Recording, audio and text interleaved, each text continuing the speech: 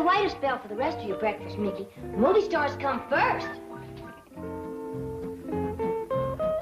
Tell Granny more juice for Aunt Opal, and Uncle Jake would like another pot of coffee. Right. Now, don't forget, tomorrow it's my turn to serve him breakfast in bed. Well, all right, Jethro. Hurry now. Goodness knows, Jed, I ain't one to complain. But when able-bodied folks have to have their victuals toted up to bed to them, I think it's downright sinful and lazy.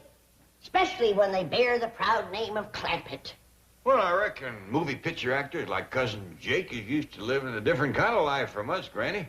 Besides, the young'uns don't seem to mind fetching and toting for him. Hey, Granny, that Opal wants some more juice.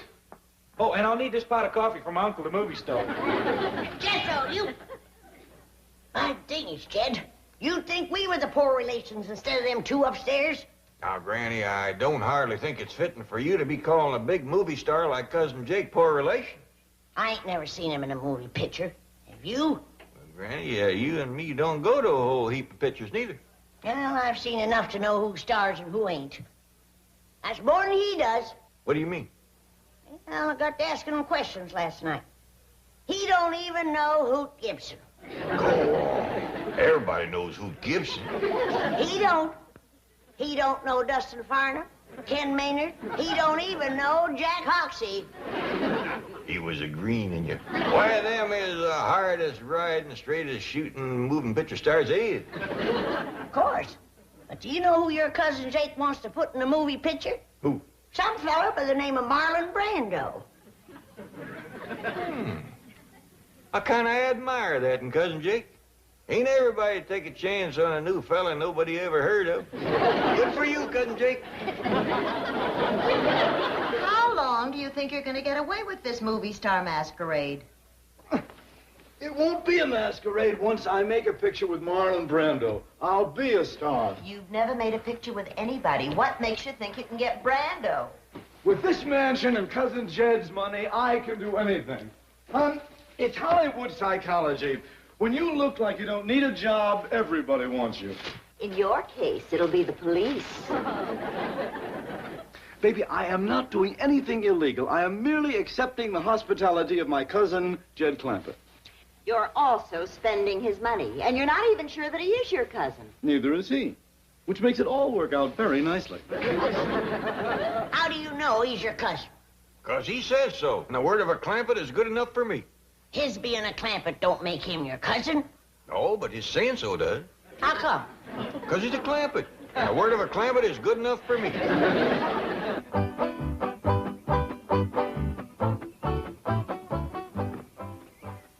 Now, Jethro, before I speak to Cousin Jake, you sure it is what you want to do for a living? Yes, sir, Uncle Jed. I done decided I want to be a movie star. You give up the notion of being a pig farmer? Oh, yes, sir, Uncle Jed. I give that up to be a brain surgeon. What steered you off of being a brain surgeon? Well, I ain't give that up altogether now. If I don't like movie starring, I'll go back to brain surgeoning. Good thinking, boy. Never put all your eggs in one basket.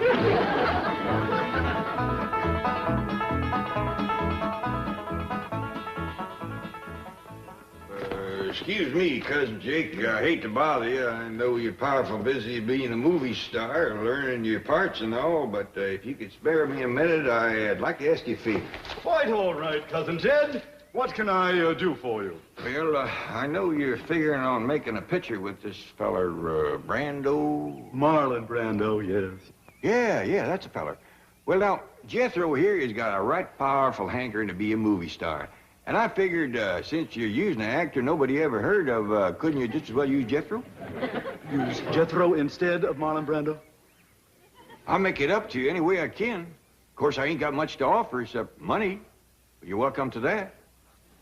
How much money? Much as you need. 5, 10 million? You know, there's a lot of Brando in that boy. It's fantastic. He is Brando. Jethro, let me hear you yell, "Hey, Stella!" I don't know nobody named Stella. Pretend you do. Howdy, Stella. Hey, he took that off real good. Just like he knowed her. Cousin Jed, I think that you have come up with a great new discovery. Well, Well, now, I can't claim the credit. After all, it was you discovered he was a great actor. Yes, yes. Well, now, I'll tell you what. Jethro, there's a Marlon Brando movie playing in town. I want you to go see it. Study Brando. Learn all you can. All right? Is it all right, Uncle Jed? Hop to it, boy. Yeah, I'll be a movie star. Well, thank you, Cousin Jake. Thanks a million. Just a minute. I thought you said 5 or 10. Oh, you mean I... Think nothing of it. My pleasure. Where's Jethro going in such an all-fire hurry, bellowing like a bee-stung calf? He's going into town, Granny. Cousin Jake here done made that boy a movie star. Well, then, Cousin Jake here can just do that boy's chores. Granny, movie stars don't do chores like common, ordinary people. They do a lot of special stuff like getting shot off of horses and whooping a whole saloon full of bad men. Ain't that right, Jake? Quite right, quite right. Well, now, if you'll excuse me... You see, Granny, that's the kind of stuff he does. I still say he ain't no Hoop Gibson.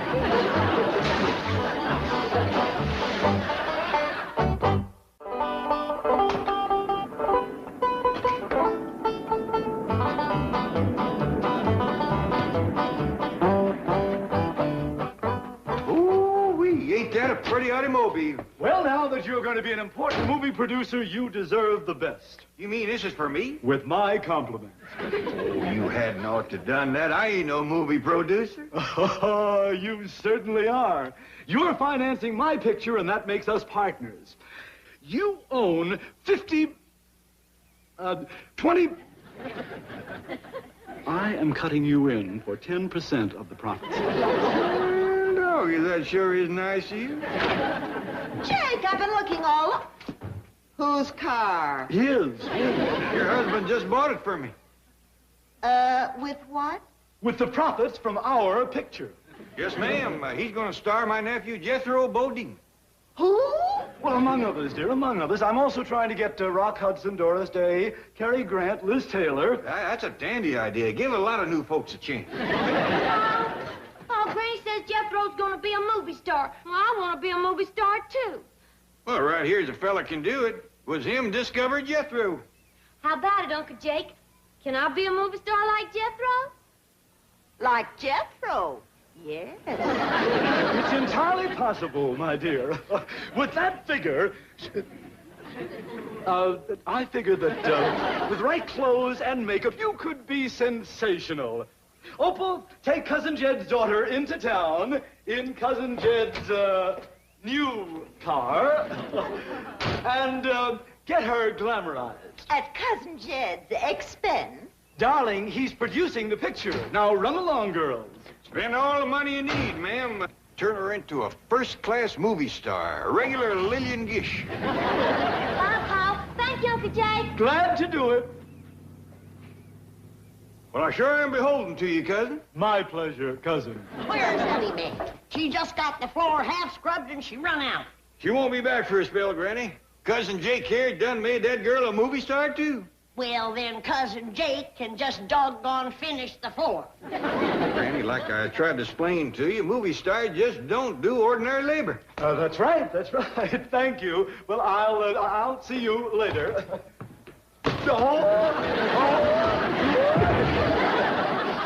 He's getting better every time, Granny. I still say he ain't no Hoop Gibson.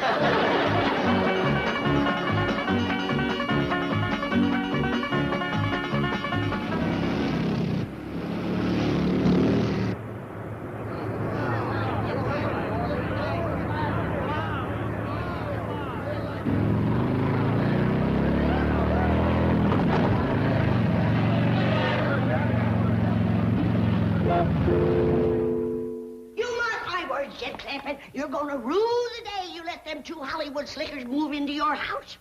Granny, I don't hardly think you ought to call Cousin Jake and his woman Hollywood slickers. Well, you tell me. What kind of folks lay in bed till after sunup and stays up till 9 or 10 at night? I got some more wood to cut. And goes around turning young'uns' head, telling them they're gonna be movie stars. And then they run off from home and leave their chores. Folks, get ready for the treat of a lifetime.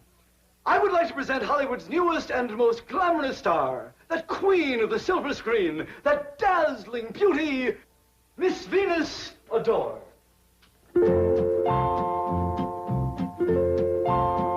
Howdy, ma'am. Howdy, Paul.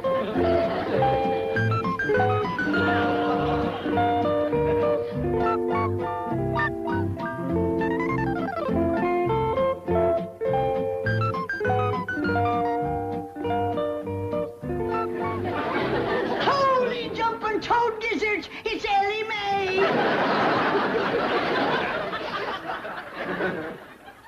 What was it you called her? Venus Adore, that will be her screen name. Well, Jed, have you seen and heard enough? Do you want me to take my shotgun to that rascal? I think I hear my wife calling. If you'll excuse me, please. I thought I'd better keep the engine running just in case. Jump in, they'll never catch you. Oh, very funny, very funny. If I could just figure a way to get around Granny, I'd have it made. Say, did you ever hear of Hoot Gibson? Must be a rock and roll singer. Oh, no. Hoot Gibson used to be a Western star in the old silent days. My mother used to talk about him. Western, so that's what she's so hepped on, with all that talk about Buck Jones, Dustin Farnham. Ah! Clear out of here, you varmint! Oh, did you see that? We have found her. We have found the dance hall queen for the new Hoot Gibson picture. Jay, come on. Opal, take her down to Western Costumes immediately and have her outfitted for the role of Straight Shootin' Jean, the dance hall queen. Oh, I can see that big scene now, with her sitting on the piano, singing her song, and Hoot Gibson comes riding into the saloon on his horse, sweeps her up into his arms, and rides off into... Hold on. You're just wasting time standing there giving me talk like that. I am? Yeah! Let's get going, Opal. If Hoot Gibson needs me, he's got me.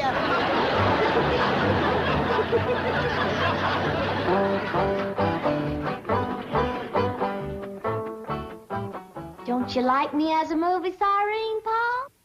Well, yeah, Ellie, of course I do. You're something to see.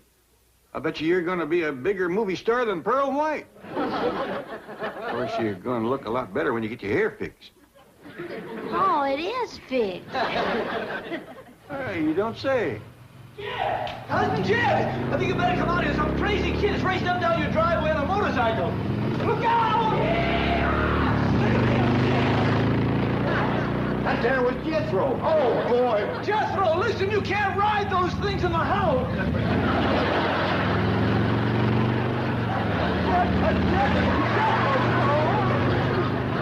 Wait till Granny sees Jethro ride that thing. Wait till she sees Cousin Jake.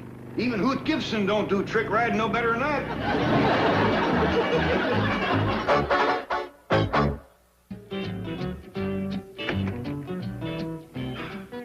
Gee, we weren't expecting you back for a couple of days. How was the trip? Fine. How are the Clampetts? Oh, fine. That is to say, fine now. There was a little mix-up the day you left, but... No, what kind of a mix-up? Seems there are two J.D. Clampetts banking here. Jay Clampetts, an out-of-work actor who is habitually overdrawn. His statement was sent to Jed Clampett by mistake. Oh, no. Oh, Chief, it's all been rectified now. The two are now friends. In fact, Jake and his wife are visiting at the Clampett mansion. Hello? Who's this? This is J.D. Clampett. Who's this? This is Milburn Drysdale, president of the Commerce Bank. Are you the actor?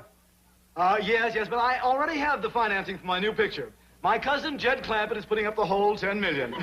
Try me next time. All right, Granny, let's try it again. Hoot rode into the dance hall, scooped up his straight shooting jeans. Then he rode out from them swinging doors with his pretty dance hall queen. He was her man. He was taking her home. Hello. Look, Mr. Drysdale, we are very busy rehearsing for the new picture. Hello! Listen, you crook! Hello! Something amiss, Chief? Chief, my woman's intuition tells me all is not well. You are fired. I was right. As soon as you drive me up to the Clampetts. A reprieve. Duke, I'm right perplexed. First Ellie, then Jethro, now Granny, all acting like there was chickens got into the corn man. Hi, Uncle Jed. Of course, I could anger myself up and put a stop to the whole thing, but I'd much rather they'd see for themselves how darn foolish they look. Uncle Jed, look, no hand. I don't know about you, Duke, but it's getting too noisy for me out here.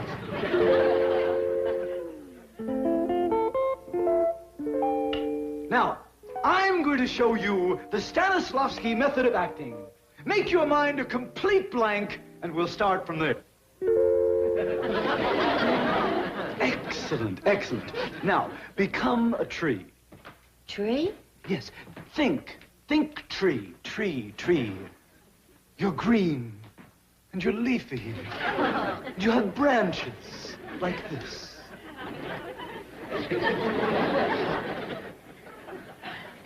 Howdy, Paul.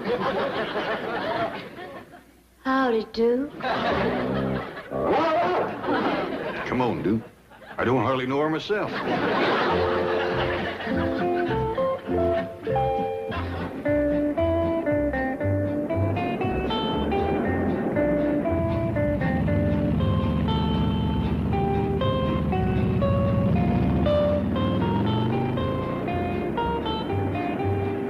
Here comes that nut on the motorcycle.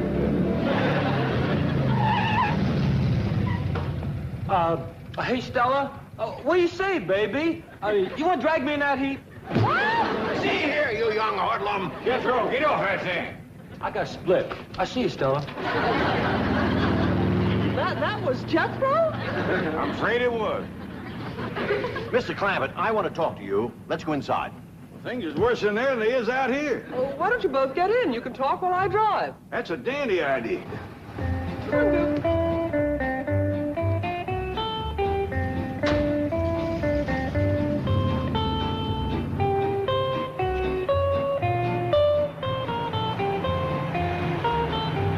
But, Mr. Clampett, even if he is your cousin, you can't let this foolishness continue. I'd be right pleasured if my family would just go back to acting like my family again. They probably don't realize how ridiculous they appear to others. I tried hinting at it, but it just don't seem to take a hold. Now, the lure of show business has turned many ahead. Chief, if I solve this problem, may I have my job back? With a raise. Hang on, everyone. Here we go. All right, let's have it quiet. Hey, Stella! What is the scoop? Where's Paul? Mr. Drysdale will explain everything. Ready, Chief? Well, ladies and gentlemen, thanks to Mr. Jake Clampett here, his cousin Jed has decided to get into show business like the rest of you. And so, without further ado, allow me to present the newest sensation of the entertainment world, Jed Clampett!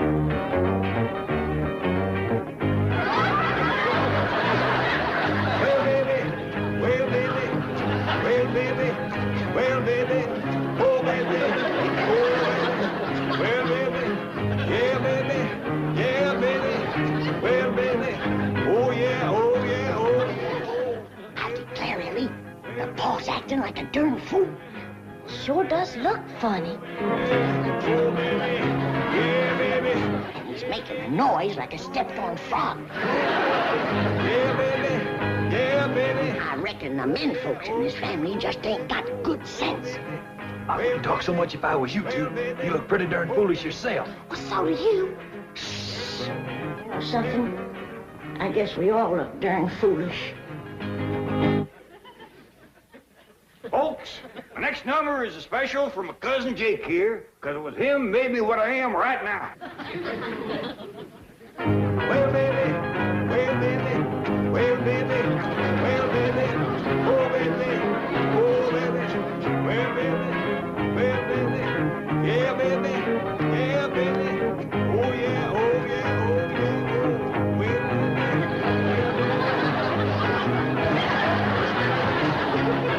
well, baby, oh,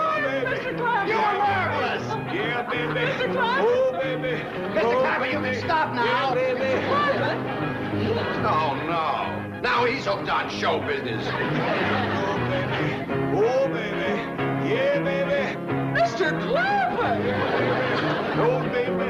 Oh, baby. Kinda had you scared there for a minute, didn't I?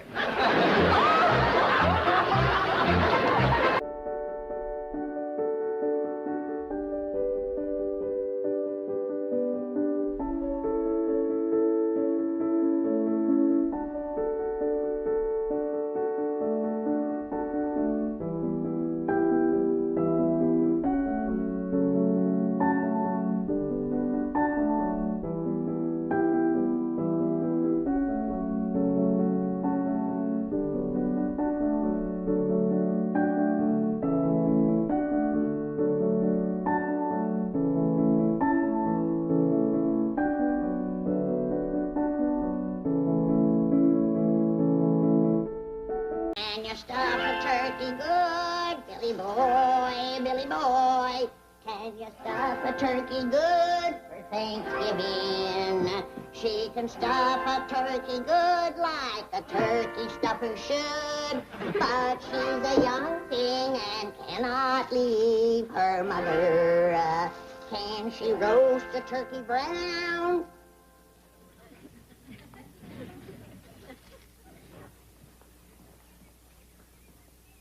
Don't pay no attention to what Granny's singing, Turkey.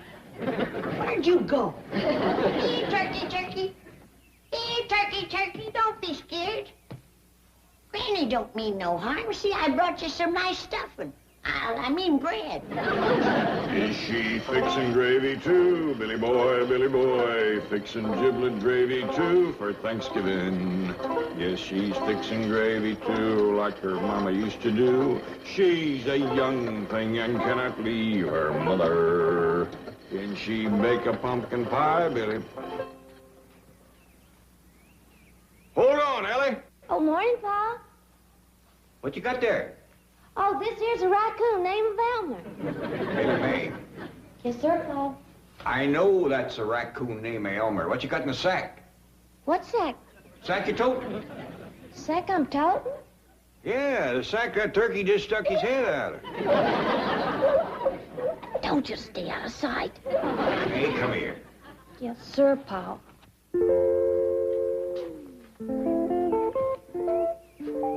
Ellie Mae, I told you not to go friendly enough with that turkey bird so close before Thanksgiving. Well, it wasn't me, Pa. It was Elmer here. Was it Elmer chucked him in that sack?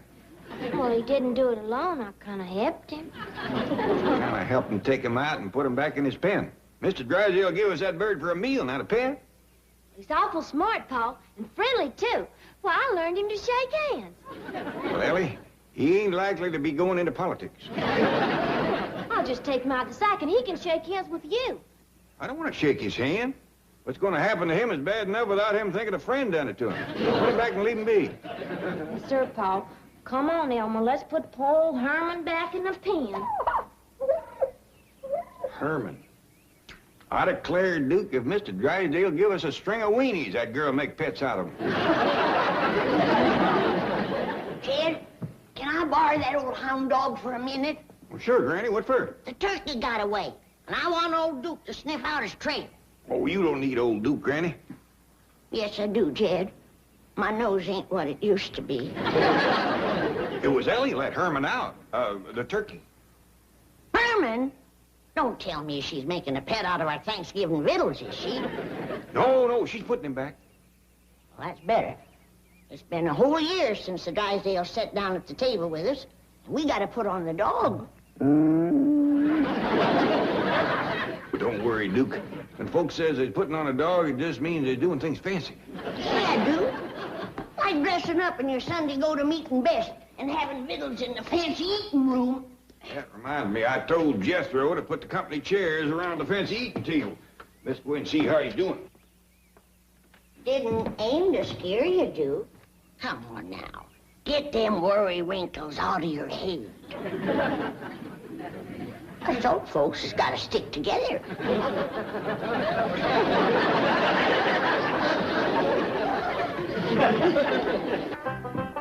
Uncle Jed, Granny, Ellie, me, Mr. Drysdale, Mrs. Drysdale, Miss Jane. How's it coming, Jethro? Oh, fine, Uncle Jed. My doggy, there's one thing you got to say about the folks out here. They believe in building a good, strong eating table. Why, you could serve up a whole barbecued steer on this thing and not bow it down. Oh, yes, sir. Hey, you remember that little feller that came home from school with me the other day? Yeah? Well, he says this here room is what you call a billiard room. And this here table is what you call a billiard table. And you know what I got figured out? What? This here rascal must be what you call a billiard. Hey, doggy. I always wondered what that critter was. Mean looking, ain't he? That's a fact. Judging from the size of his head, he must be monstrous big. I reckon that's why they had to build an extra strong table.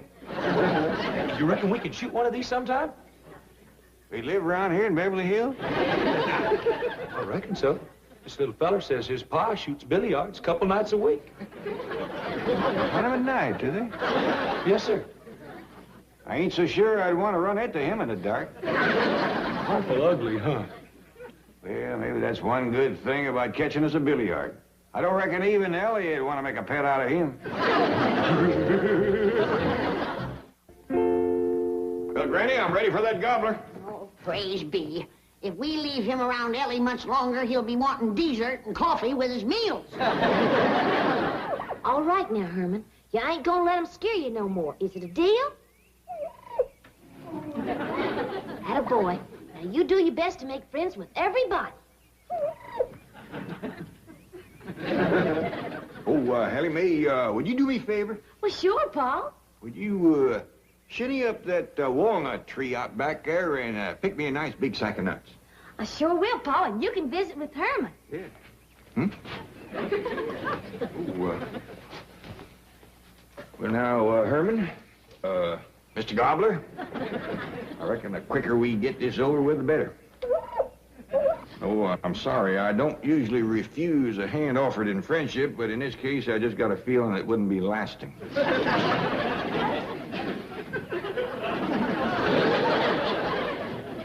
No hard feelings. I got nothing against you. You're, as turkeys go, I reckon you're right up there with the best, but... I'd appreciate it if you wouldn't look at me like that. Oh, what's the use? I can't do it.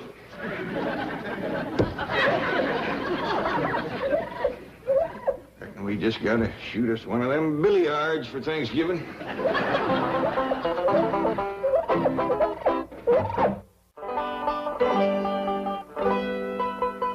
That there is what you call a Beverly Hills billiard. I don't care what you call it. I ain't gonna cook it. Granny, the folks that live here before us must have found it pretty tasty. This here table was built just special for billiard. I don't care. Anything that looks that mean gotta taste mean. Besides, it's too big to cook. I could dig you a barbecue pit out back. No, sir. Mr. Drysdale give us a turkey, and I got the stuffing made. And by dings, I want that turkey cleaned and dressed and no more foolishness. I'm sorry, Granny, I just can't do it. Maybe Jethro can. He ain't got acquainted with Herman like I have. Do what, Granny? Clean and dress a turkey. Can you do it? I reckon so. Well, get at it. It's back of the kitchen in that pen. Yes, ma'am. I declare, I never thought I'd see the day that Jed Clampett was scared to kill a turkey. Heaven help him if he ever meets up with a billiard. Hey, Granny, I got the turkey all cleaned and dressed. What you mean? I'm ready. Yes, ma'am.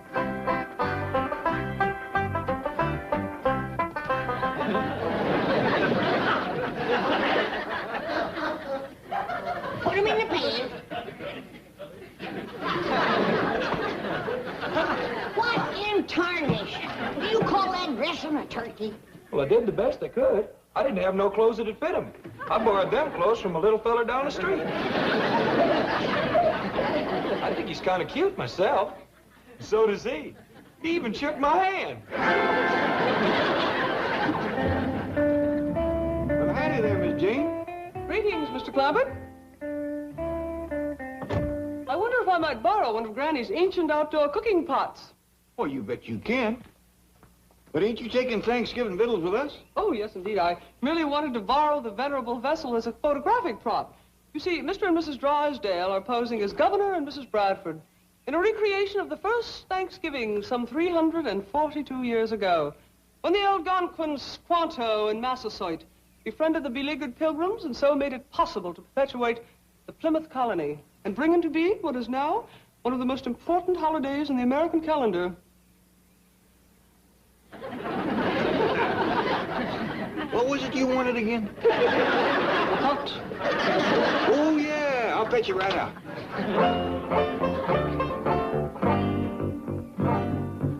Milburn, hurry! Oh, here you are. So sorry for the delay. Miss Hathaway is out getting a kettle, and Mr. Drysdale doesn't have his costume on as yet.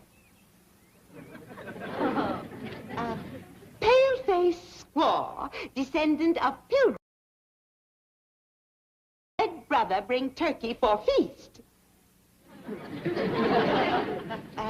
Me grateful to Red brother. Milburn, hurry! What was she talking about? As near as I can figure, she's got a brother who's a communist.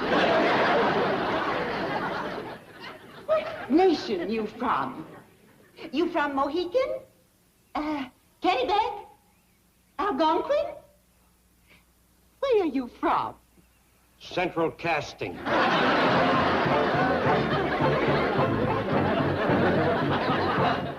Now you go and take the head off of that gobbler. I just can't do that to a critter that keeps wanting to shake my hand. What's the matter with you?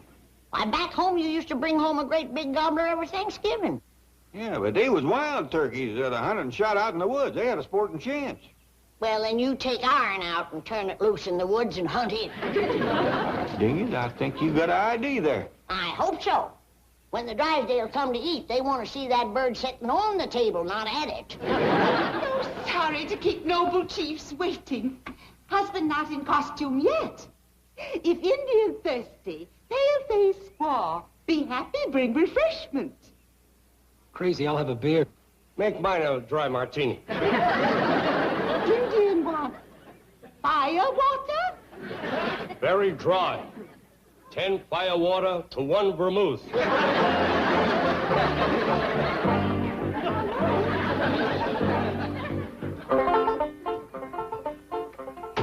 where y'all going with Herman? Oh, Jethro and me's taking him out in the woods to go hunting. Oh, good, he'll like that. Hey, you want to go hunting with us, Ellie? I brung Granny's shotgun. Well, no, Ellie can't do that. She's got to take them walnuts into her granny. And then she's got to go find her granny some hickory nuts. Well, where, Pa? I ain't seen a single hickory tree on this whole place. Well, why don't you try over to the Drysdale? They might just have one. Yes, sir. Why, they ain't got none to Hurry with the hickory nuts. Drive on, Jethro. Bye, Ellie. Bye. Have a good time, Herman. There. We're going to have a very authentic reproduction of the first Thanksgiving. Massasoit? And you are Squanto. No, lady. That's the clown that rides around with the Lone Ranger. Hi-ho! No, I won't do it. I won't. Please, Milburn. Not have my picture taken in this ridiculous getup. But it'll be in the society section tomorrow. Oh, no, it won't. Please, Redskin help pale-faced squaw. Pale-faced squaw, speak with forked tongue. No bring redskin firewater. Hot, Miss Hathaway, quickly. 1 beer and 1 firewater. Dry martini. I could use one of those myself. Grab him! No. Oh, Milburn, I'll fix you a drink myself. I just don't want you disappearing again. Let go of me. Sorry, mister. You no pose, we no get paid. Come on. Hold still.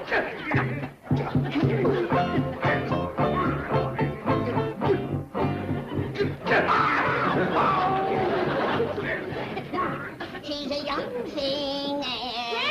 Granny, get the gun. Injuns, get your guns. The Injuns is attacking. Injuns? You mean Redskin savages? Yes, ma'am, they's on the warpath. They done captured Mr. Drysdale. Where's my gun, Ellie? Ellie, where's my gun, Ellie? Jethro took it to the woods with him this morning when him and Pa went hunting.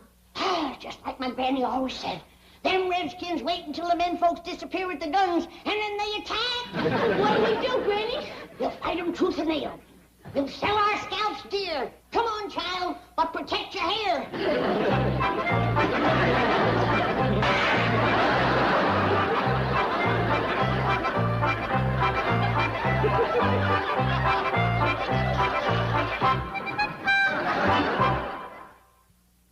Now then, happy pilgrims, happy Algonquin. Chief, you look terrible. What do you want for this kind of dough? Custer's last stand? Oh, no. I meant my chief, Mr. Drysdale. Now then, everyone, smile. Smile. Hold it, hold it, hold it, hold it.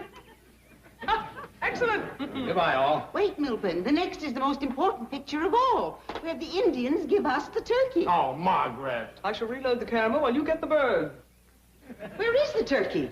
It was in a crate right over there. Well, that's the one you mean I gave to the Clampetts. You what? Well, they did invite us over for Thanksgiving dinner. It seemed the least I could do. I am not eating with those dreadful people. Then I am not posing for these dreadful pictures. Please, Milburn, go get the turkey back. Oh, they'll think I'm an Indian giver. No offense, Bella. Then I'll get it. Oh, no. I'm not going to have you insulting them. Look, tell us where the turkey is and we'll get it. At the Clampetts, right through that hedge. Right through there? Come on, friend, right through there. Oh, tell them you just want to borrow it. They can have it back.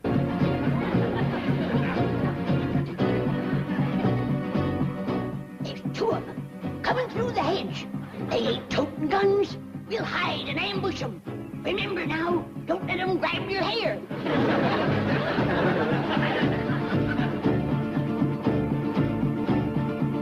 Jump in!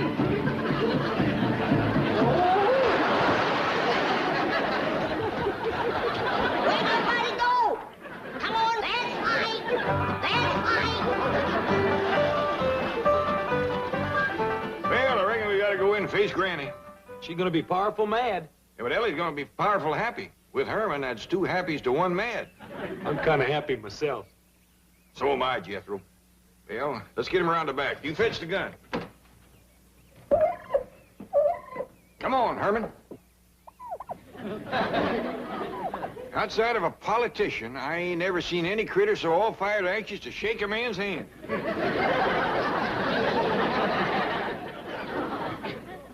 Keep a sharp lookout, Ellie. Them redskins is tricky rascals. Yes'm, Granny. Keep quiet, you. Don't you try to signal the rest of your tribe. Lay down, you hair-stealing varmint. Granny, I hear something. It's a turkey gobble. There it is again. Don't let it fool you, child. That's an old Indian trick. They're sneaking up to attack. Elkie, Johnny comes Pa and Jethro with the gun. We saved! We saved, Ellie! We saved! We saved! We saved! Oh, quick! Let him in before they get an arrow in the back. Now you're gonna get it, you red devils! Granny, what tarnation you got here? Some bloodthirsty savages, that's what we got here. And don't you never go off and leave us without any firearms, unless you want to come home and find a couple of bald-headed women. Yeah, they tried to scalp us, and we jumped them first. Well, how in the world could there be wild Indians in Beverly Hills? Any place that can have them ornery-looking billiards can have Indians. The next time you get me a job like this, I want stuntman's pay. Injun, I reckon you better stay till my Uncle Jed says you can go. Oy vey is me. Anybody understand Indian talk? Here, have a slug of Granny's rheumatism medicine. Thank you. Get the kinks out of your joints. So, here you are, lollygagging while we're waiting. And you, always after the firewater. You'll never work for me again. If I do, I'll want to read the script first. Me. Well, shame on you. No, I warned you not to come over here and insult these people. I'm not insulting anybody. I'm being insulted. Oh, baloney. What's keeping everybody? The turkey's right outside. Don't you dare touch Herman! Who's Herman? Hold on. Seems to me that Thanksgiving is a mighty poor time for folks to be yelling and arguing at one another. I realize we got a whole heap of misunderstandings to sort out, and I think we all ought to sit down and start sorting them out. Randy, this is mighty fine Thanksgiving victuals. Best tasting fish I ever had. What do you say this is called again, Chief? Gefilte fish. My mother fixed it. My dingies, you Indians sure do know how to cook. That's a fact, Rennie. That there chicken soup was the best ever. Everything is delicious. Marvelous dinner. Delightful. Herman and me sure like it, don't we, Herman?